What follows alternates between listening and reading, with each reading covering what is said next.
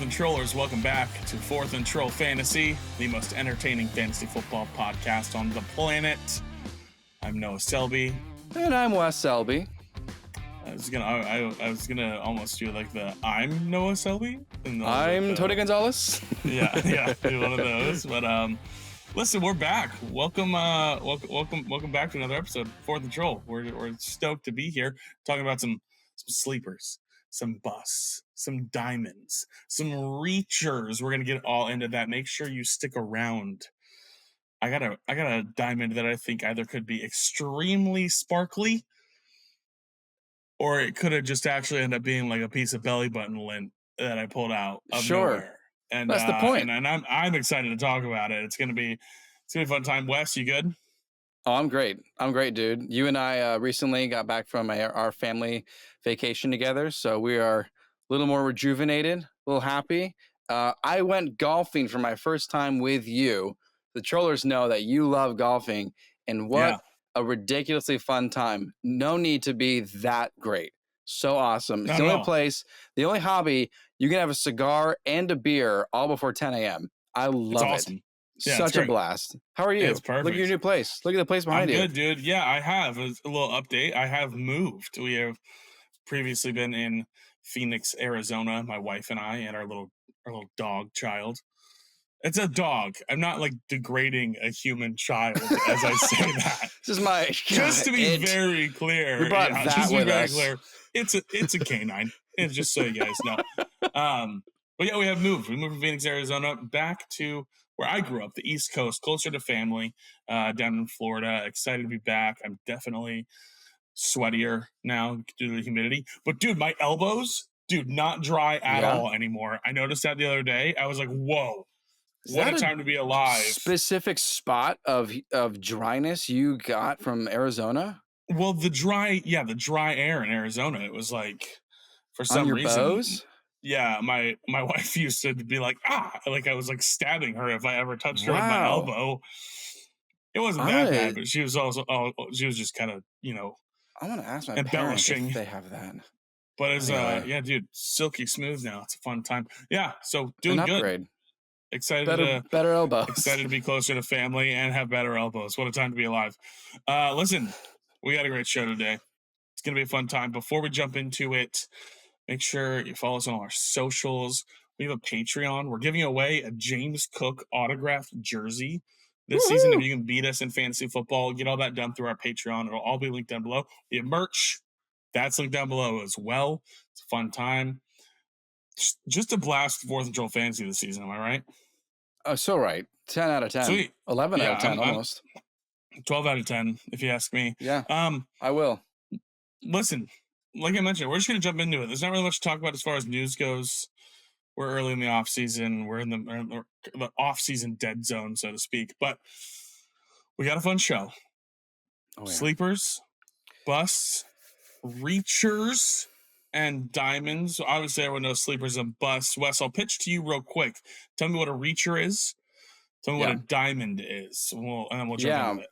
We're going to talk about some players that we're willing to reach on based on their ADP, as in we're taking them at least one round before their ADP. So if they're being drafted around the 10th round, we're willing to take them the 9th, maybe even the 8th round, because we love them that much. We want to make sure we're getting this guy. You kind of think of it as a my guy, but someone that's such a my guy, we're taking them early. And a diamond, 10th round and beyond, 10th round to the end of your draft. These are players that can possibly be a starter at some point in your season. Kind of what Noah said, they could be super sparkly, they could be belly button lint. Either way, someone you could possibly drop when you get to the waiver wires, but this is someone that has a chance to even be top 15. So not just busts and sleepers, but some reachers and diamonds in this episode. I'm hyped. I'm ready. I'm excited. Let's jump into it, Wes. We're going to start out with the most disappointing and perhaps the most hot takes, maybe, of the episode here with our busts. Wes, jump into it for us. You start. Tell me who is the biggest bust for 2024. Okay, so let me preface this by saying this is my opportunity to talk about my concern for this player. Because let me talk to you for a second here, Noah. Would you have considered Jamar Chase a bust last year? I was disappointed if I drafted him, yeah, but Yeah, I seriously disappointed. reasons outside of his control, but yeah. Okay, that is the notion that I am leaning towards in my concern for a potential bust this season, Justin Jefferson. This Mm. year, I have concern he doesn't even make top 10.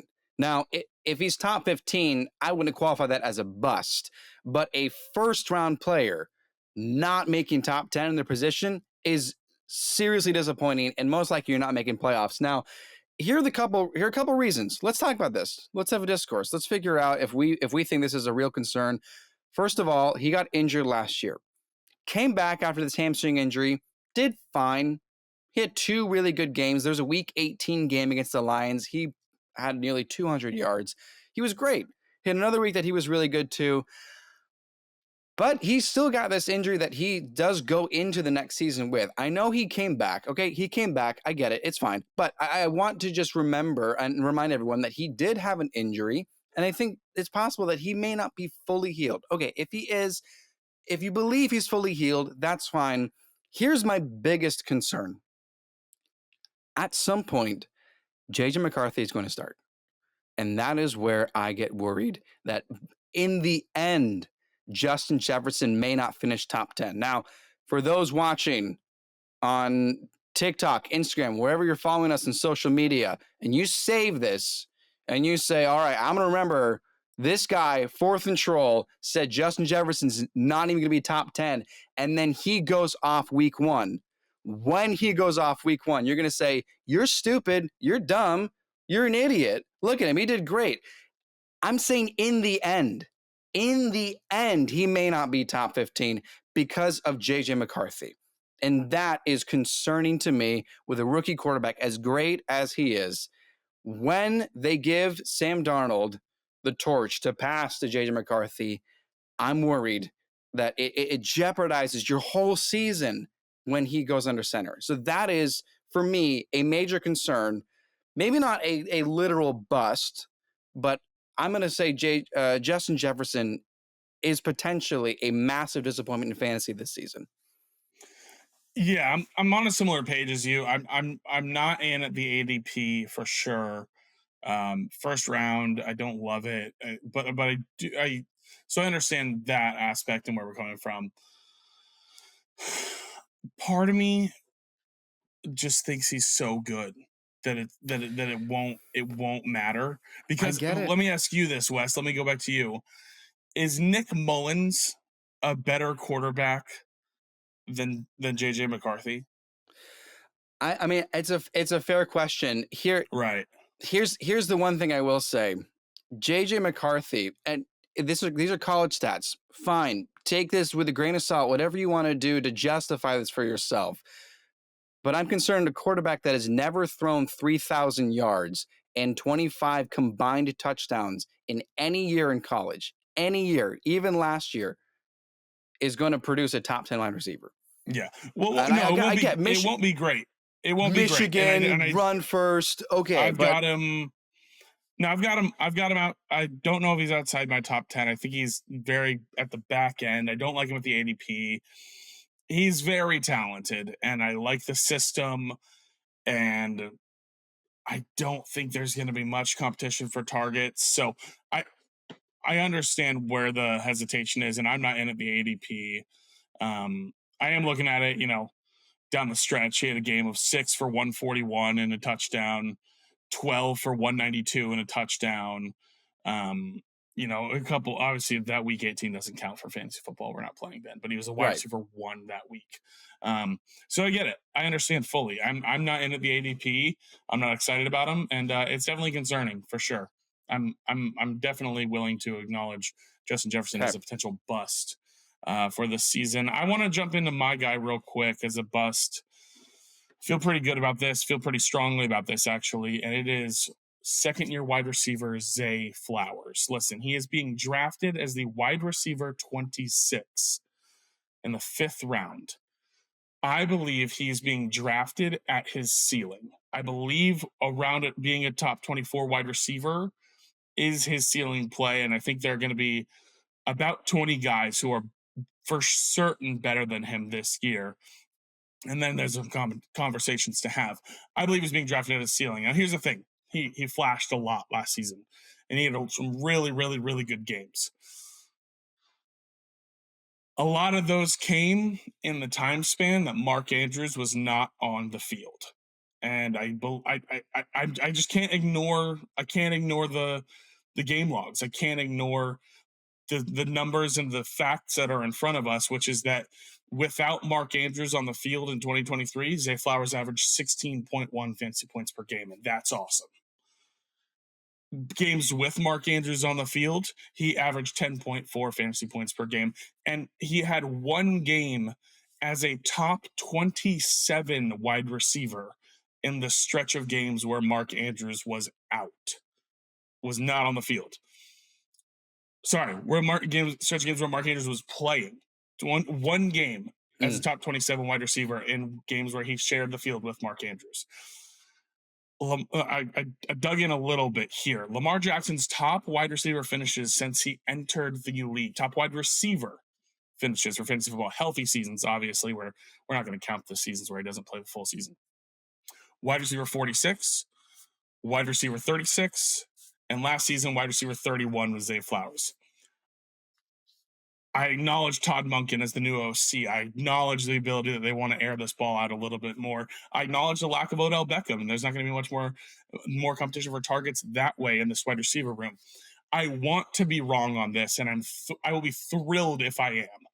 But for years now, all we have seen in Baltimore is Mark Andrews be Lamar's top target, and this offense just added Derrick Henry. I just don't know if I see Zay Flowers being the guy that's going to return on that ADP. So I'm a little bit worried. I think he's being drafted at his ceiling, and I think some people are going to be disappointed. I have changed my tune, and I agree. I agree with you. I was excited about Zay Flowers. Year 2 looked good as rookie season, but I've changed my mind about Zay Flowers, and you brought it up already. Lamar Jackson has yet to produce a top 20 wide receiver ever, and it is because of Mark Andrews. And already in OTAs and minicamp, reports are coming out. Well, Mark Andrews is still the security blanket for Lamar Jackson. It's still Andrews, and it's still showing that Isaiah Likely is getting involved again a little bit more, which is, I mean, there's actually historically, I've looked through this, rushing quarterbacks really love their tight ends. That is just a thing. Like since like this millennium, since the 2000s and on, the rushing quarterbacks, they love their tight ends. They love the tightest ends they can find. So take that out of context. So I'm with you. I think Zay Flowers is probably going to be a disappointment, probably going to be a bust by this standard. I want to be wrong because I love Zay Flowers. I think he's good. So high on him on his rookie year. And week 1, he comes out and he has a really good week and he's like a top 20 guy. And then it was like, oh, Mark Andrews is back weeks 2 through 11. Oh dear God, this is not good. And then he went away, and then he was like a end of season hero. But it was like, it's just a little tough. But I want to be wrong, but we'll see what happens. So those are our busts, Wes. Let's jump into our sleepers. I'm excited to talk about. I'll just say this: we don't know each other's players right now, so we could very well have some of the similar players. But I'm excited to talk about these sleepers. Jump in with yours, and let's get to it. Yeah, my sleeper. There's a couple of good choices that I could have chose, but I'm going to go with someone that I think has the better ADP as far as the more affordable ADP. I am going to say this year's 2024 fantasy sleeper is Jackson Smith-Njigba. You love this guy. I love this guy. He is great. Now, we saw glimpses last year of why he was the first wide receiver taken in the draft class in the first round. Let me just put it all out there. He was the number 1 wide receiver prospect. And we were a little concerned with him going to Seattle because of the wide receiver room and there's already competition. But as the season went on, it became pretty clear that he was taking Tyler Lockett's spot as wide receiver 2. And I kid you not, he is exploding in Seattle right now as we speak. I mean, the way that they're talking about him is that he's not just going to be amazing, he may have a better season than DK Metcalf. Take what you will Mhm. out of that. I mean, they may both be top 15, sure, which means Geno Smith's gonna have a great season too. But Jackson Smith and Jigba is becoming elite. And I am so ready to take him at his ADP 97th overall, Yeah. borderline 11th round wide receiver with top 15 upside. I Yeah. am stoked about him. He has phenomenal value with phenomenal upside and seriously can be an actual starter on your team. I don't question that he will start plenty of weeks if he's not just the best wide receiver in fantasy for the Seahawks this season. So there is my sleeper for this year. Yeah, you took JSN in our mock draft episode, and I was a little bit thrown off. I was like, man, is it? I don't know. Is this like going to be like? I really love the talent. I just hated the landing spot, and I hate that Lockett signed an extension with the team this offseason, and man, I'm really struggling to see the path. And the more and more I have listened to their new offensive coordinator, who Mm, is the former offensive coordinator of the Washington Huskies with Michael Penix Jr., who plays a little bit similarly to Geno Smith, who the Washington Huskies had 3 wide receivers be drafted and are getting legitimate hype in this offseason about being sleepers on their team, that being Jalen McMillan, that being Jalen Polk, and then obviously Roma Dunze. I think there is going to be a lot of good opportunities here for JSN this season. I'm excited about this Seattle offense. They obviously have a new head coach as well. It's going to be a lot of fun. I'm excited, and I'm yeah, under the circumstance. I haven't, and none of my mocks have I taken JSN yet. That's because I am enjoying drafting DK Metcalf if I do get the opportunity. But sure. I think JSN is a very, very good sleeper candidate, and I'm excited to see what happens because the talent is oozing It's out of the so sky. oozy, It dude. it is, dude. Oozy It's so juicy. oozing, and I really want him to get the opportunity because obviously, as you said, top wide receiver taken in this draft class. He is well worth the opportunity. I hope they give it to him. It felt like he was Yeah. just getting like screen passes or like deep balls last season, and it was like give him more, like give him a chance. So Yeah. JSN is going to be exciting to Watch watch. I'm out. really excited about it. Yeah. All right. Let me jump into my guy here. A little sleepy sleeper Okay. guy that I'm excited to talk about here because I'm excited to talk about him now because I believe the ADP will stay the same as we get closer to draft season. This guy's coming off an injury, but I have no doubt in my mind that once he is healthy and recovered, that he will be an absolute difference maker for your fantasy football teams. And that's rookie running back Jonathan Brooks of the Carolina Panthers. I am very excited about Jonathan Brooks. Similarly to how I felt about Devon Achane last year, I did not love Brooks coming into the draft. And then the opportunity came around, and then the landing spot, and I went, oh, there's like going to be no competition for him in Carolina once he's healthy. Miles Sanders has been outcast to Fiji, and Chuba Lucky Hubbard, him. yeah, lucky him. Chuba Hubbard obviously filled in well, but he's not tied to this regime. Dave Canales takes Jonathan Brooks in the second round. Here's the thing: for over a decade, we've seen rookie running backs make their way into the top 24 by the end of the season. It's clockwork. It happens every year. A rookie running back becomes a top 24 guy. Jonathan Brooks will be the clear RB1 with very little competition for opportunities once he's fully recovered from the ACL tear. And we just watched Rashad White be the RB4 and get over 340 opportunities in the Bucks Yeah. offense under Dave Canales. I expect Brooks to become such a solid RB2 by the time he's back in that starting role.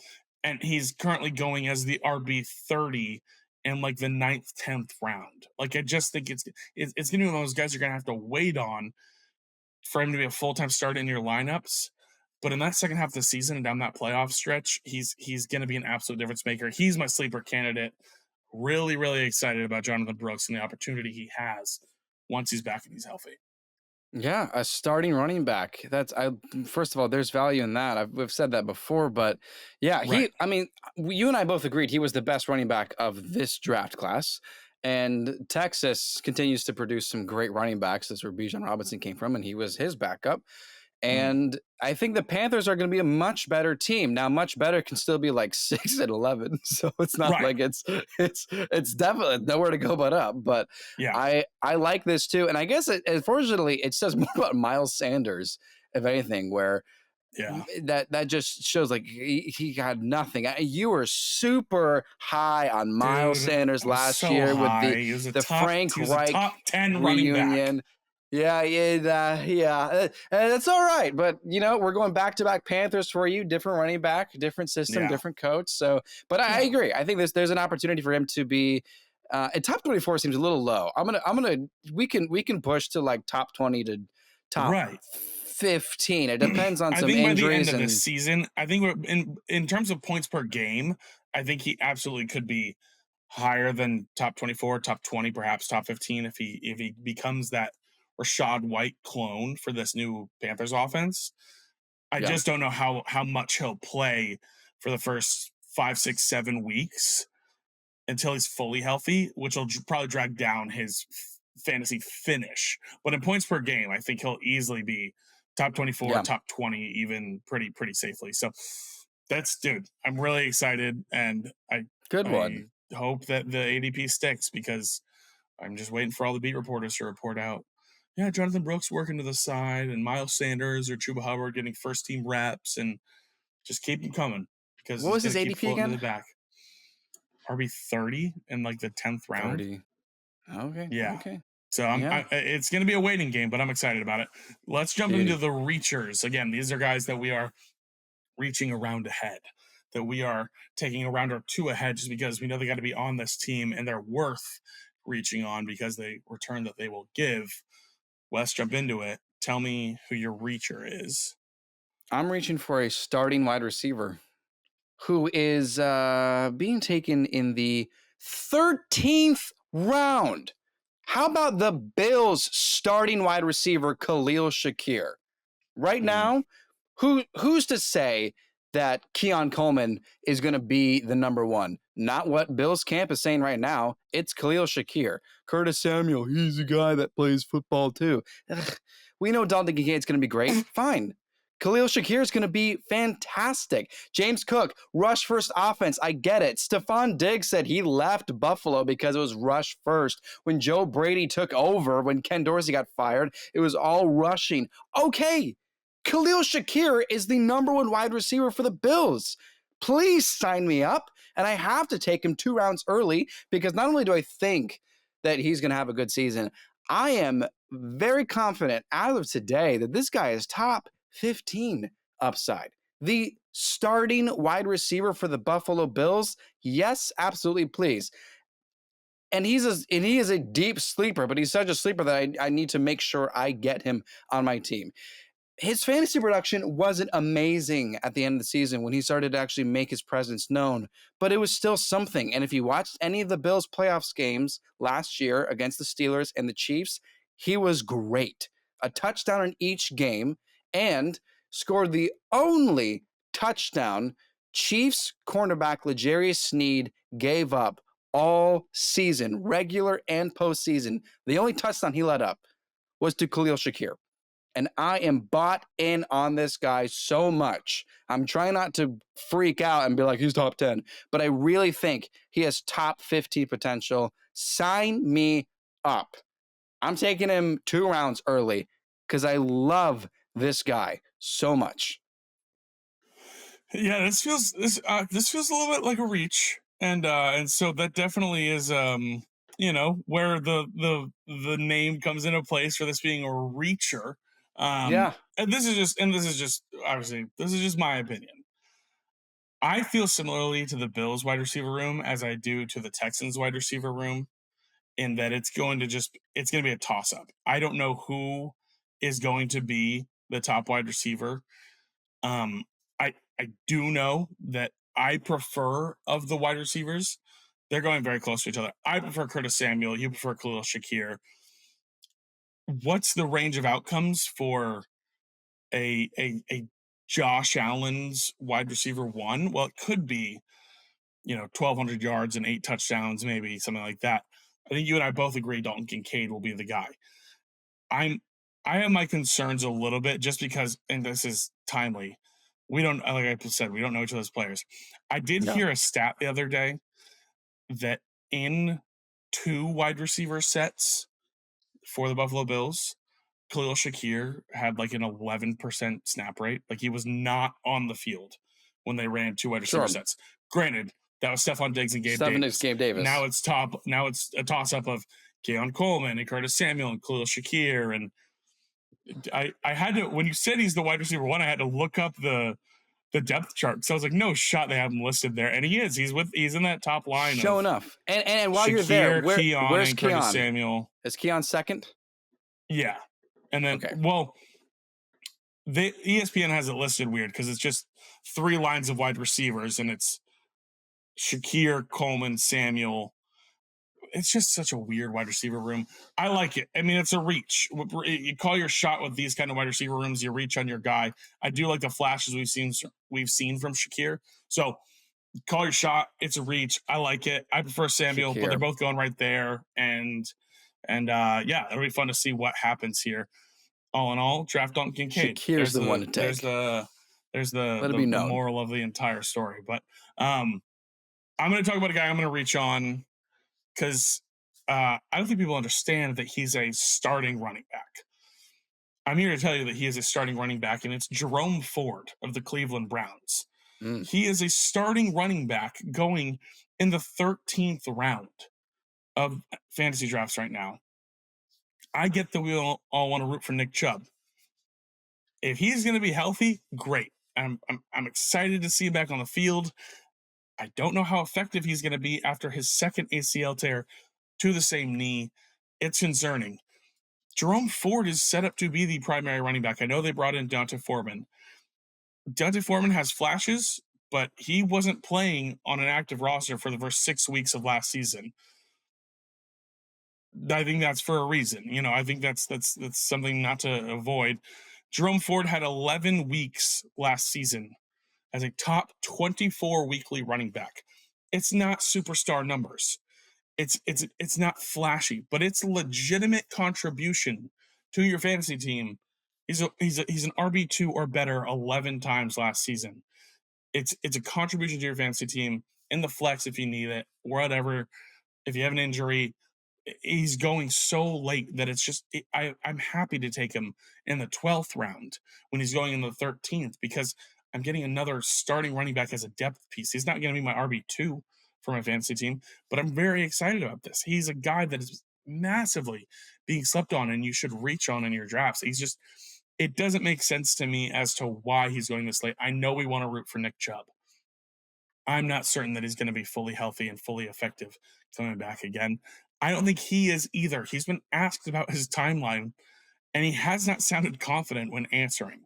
He's saying, we're doing the things we have to do and stuff like that. But from the camp and from the team, it doesn't sound like Chubb is going to be ready come week one. So I'm very excited about Jerome Ford. I think he's definitely worth grabbing a round or two early. And I don't understand why he is going so late. So as of right now, reacher Jerome Ford for sure going in the 13th round. I think the only reason that he is going this late is because I think people are worried he's not going to be the starter the entire season, and so you just kind of bank on. But that's the great thing. It's fair. It's the first half of the season that he's the starter, right. And that's when you're drafting him. You draft him right away to your team, right? And who knows what Guess other run? I mean. Yeah, that's exactly what I was going to say. Because then you just have trade bait. Someone else is going to get hurt. And you'll be like, well, here's Jerome Ford. Like, look at him. He got like 17 points. Here, take him Jerome away. Ford. There you go. Have him. Take him. What's his ADP? What's his ADP? He's this guy 127th overall. Yeah. Here, he's going in the 13th have my 13th round pick. And I'll take your 4th round wide receiver. Whatever Who does it is, that? That'd be awesome. Amazing. I love that. It's exciting stuff. Yeah. Let's get to the diamonds. This is the fun part. It's all been fun. I guess. Whatever. Try not to be too excited about it. So Do you have fun right with this now, show? finally, it's the good part of the show. Yeah, the last here you 3 go. minutes. Let's jump into the diamonds. And whoa, sorry, I've got Dude, is there a I've got bug? What's going on? I've got a window in front of me, and there's a lizard crawling down the window right now. Oh, I wish I welcome could to turn Tampa, dude. Yeah, I wish I could turn my camera around and show it, but I've got to set up right now. Oh, he sees a bug. Oh, dude, no way. This happened on our trip. We I know watched a It bug. happened. Yeah. Oh my gosh. Dude, Can you film it? I'm gonna take a picture real quick, or I'm gonna Yeah. I'm gonna just start talking. Okay, while he does that, you could just watch me. I'm gonna talk about my diamond, my fantasy football diamond of 2024. Okay. Reminder: these are players that are coming, or the ADPs that are 10th round and later, to the end of whenever your draft is. Okay. I've been reading a little bit about the Broncos, the Denver Broncos. Okay. Oh, I know who you're talking. I know where you're going. Yeah, man. Okay. So there is serious concern. Listen to me, trollers. Let me help you out. Serious concern for the starting running back, Javonte Williams. Right now, it is so bad, they don't even know if he's going to make the team. Do I think that's true? No, he's going to make the team, of course. But that certainly says he's not doing well. And you know who is? My diamond, Jaleel McLaughlin, who we saw a little bit of last season, who showed some interesting potential. We had some dedicated time to him last season in some of our Fluker for Real segments. And he has really great yards per carry as well. 5.3 yards per carry, I believe is what it is. Okay, not only is it just you're still trying to get this on camera. It's an action right now. All right, pick whatever scheme you want to watch. Just listen to me, trollers.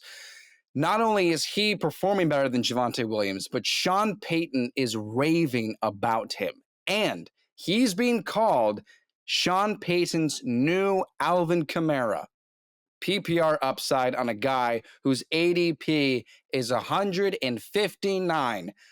Who has 17 rounds in their fantasy football drafts this year? I have to type in his name to draft him. But that's what you get to do. You get to type in Jaleel, Jaleel McLaughlin. Type that in, and you'll draft him, and you'll be grateful. Because this is the great thing. We talked about it. Either he's going to be incredible, and you're the genius for drafting Jaleel McLaughlin, or you've got your waiver wire drop for the next superstar that we find in week 1. There's my diamond for 2024. Broncos future starting running back, Jaleel McLaughlin. Yeah, I think there's a lot of question around the Broncos backfield. I don't know. I'd love for Javonte to get the mojo back because, man, he was so exciting to watch when he first came into the league. But I don't think, I have a hard time seeing that happen. It's just a big toss-up. And I know that Sean Payton does like Jaleel McLaughlin. We saw him have back-to-back, I think it was like week 5 and week 6, top 10 running back performances. He was the RB10, the RB8. We know Sean Payton backfields are always a tandem. They know, that it's always going to be a couple of guys, and you know that there's an opportunity for a couple of guys to be really solid for fantasy football. There you go. Like you said, one of my favorite things about these diamonds, Wes, is you're right. You watch and you see, and if week 1 rolls around and it's like, oh, he played like 20% of the snaps, like that. No, like there you go. There's you don't have a hard decision to make on your waiver wire. It's very clear.